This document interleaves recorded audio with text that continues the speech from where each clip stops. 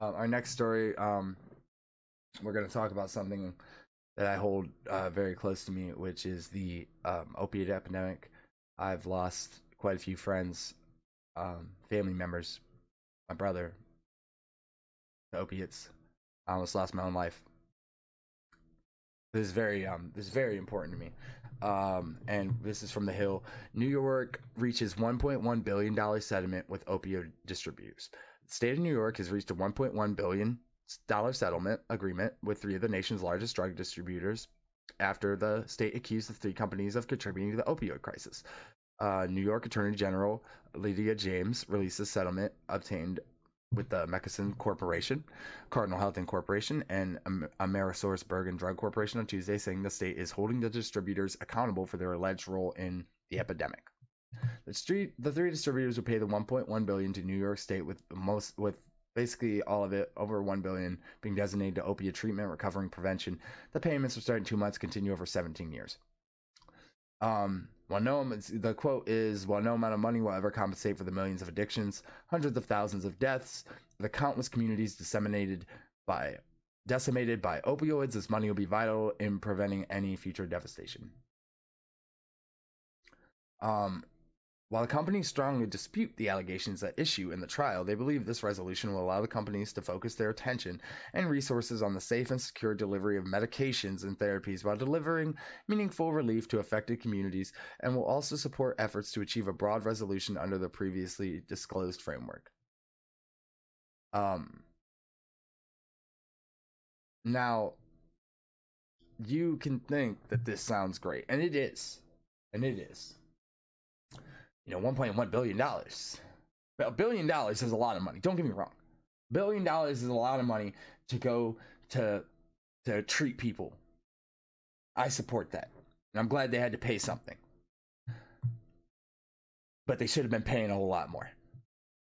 And we're gonna go into a story of why exactly they should be paying a whole lot more. $1 billion. Every life lost is worth more than $1 billion.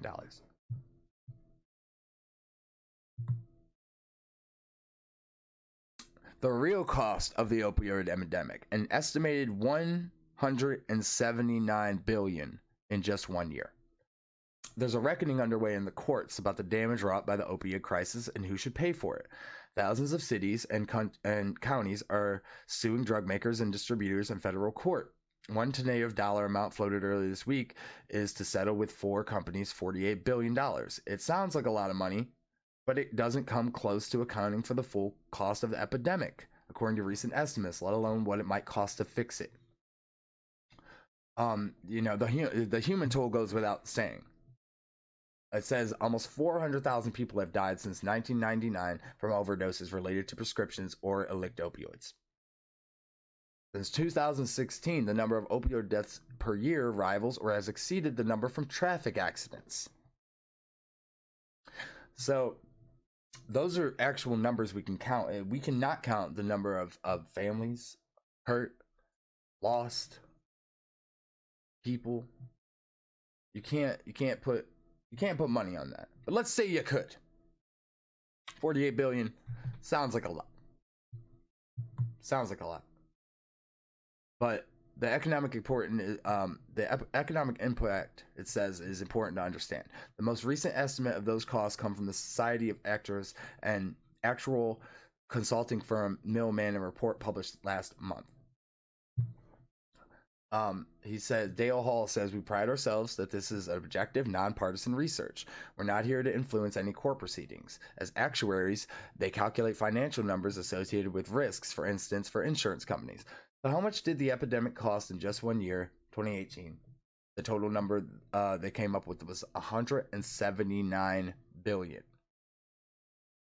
And those are costs borne by all of society. Governments, providing taxpayer-funded services, and individuals, families, employers, private insurers, and more. So we're going to take a look at this.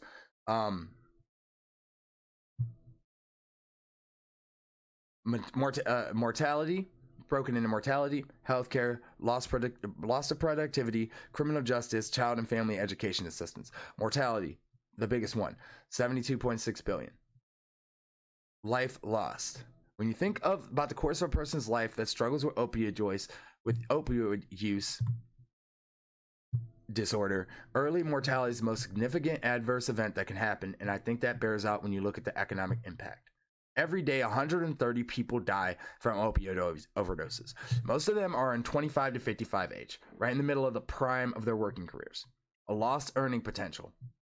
Mortality costs for a small component of end-of-life health care, coroner expenses, and things like that. The grand majority of it, however, is composed of loss of lifetime earnings.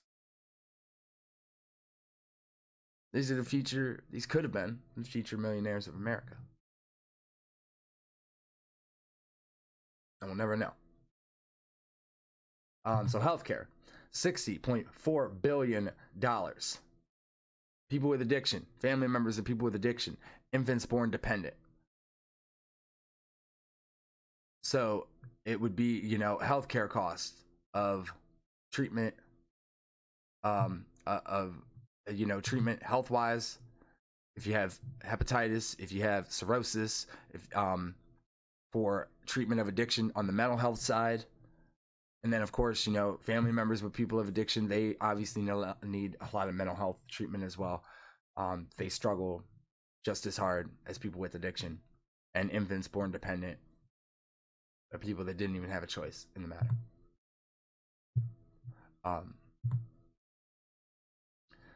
It's linked to chronic pain, mental illness, HIV, hepatitis C, a million things, cirrhosis of the liver, cancers. And that's it, that's if you survive. If you're making it through it, you're still costing money. Lost productivity, 26.5 billion. Some of those are addicted to opioids. They might not be able to apply for or hold down a job, or they might be incarcerated and unable to work. They broke it down. We're trying to capture the amount of time that folks are spending not doing economically productive activities. So around 30%, it's around 30% falling on federal and state local governments. So it's people that have to pick up the slack because they are addicted. They may live off the government, or the fact that they just don't work. Even if you're sitting in jail, you're kind of living off the government. It's just the way that it is. Taxpayers are paying for you to sit there. So the amount of money that's being spent on you because you're an addict and you just can't get your shit together. I know I've been guilty of that myself. Criminal justice, 10.9 billion. That should go without saying. The amount that they charge, they have to pay for police, court cases, correctional facilities, property loss and crime, all this. And it says right here, having an opioid addiction dramatically increases the chance of being caught up in the criminal justice system. Only 3% of the general population reported being recently arrested on parole or on probation. For people with opioid use disorder, it jumped up to nearly 20%. It goes hand in hand. And child and family assistance and education, $9 billion. Everyone is affected by this epidemic, not just the people that use it. Friends, family, neighbors. They need counseling, they need education, and they need help as well. Because if you lose the breadwinner from an overdose, who has to pick up the slack? The government does. It's just the sad truth, because sometimes you don't have anybody else, and you need help where you can get it. So, we're looking at this number. Okay, how much did they cost us a year? 180 billion. Let's look at how much the opioid companies make real quick. The global opiates market size was valued at $25.4 billion in 2018. So they're paying out $1 billion as a settlement. Is just a spit in the bucket for them. They're projected to go up, to continue to rise. They cost us $180 billion. So they're making money hand over fist, and we're not seeing anything back but death, destruction, lost lives, lost families, destroyed cities. and they continue to make money and line their pockets with our blood.